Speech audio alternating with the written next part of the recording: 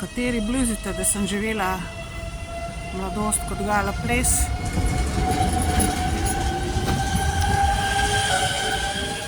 In fantazirate, da vas iščem in ne hočem nazaj in ne vem kaj, za karkoli, za prijateljstvo. Veste, tista pesnica, ki mi jo na radiju to krade stalno na glavo serijo. Ne bom ti pravi stvari, ki bolijo. Denis Avdić uživa v maltretiranju z muziko mene in cele Slovenije z njegovo muziko. V glavnem,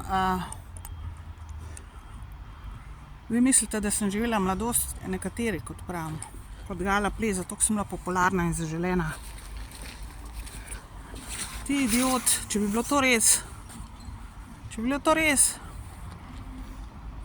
jaz ne bi nikoli zapustila tega Gala Plesa.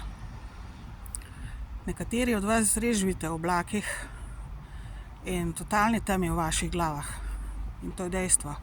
Nekateri pa samo manipulirate, še posebej tisti z radija. Ste izredno vehementni in mislite, da ne boste nikoli plačali za manipulacijo. Z mojim življenjem ostalih poštenih Slovencev in Slovenk in ostalih poštenih ljudi tle v Sloveniji ali kjerkoli druge.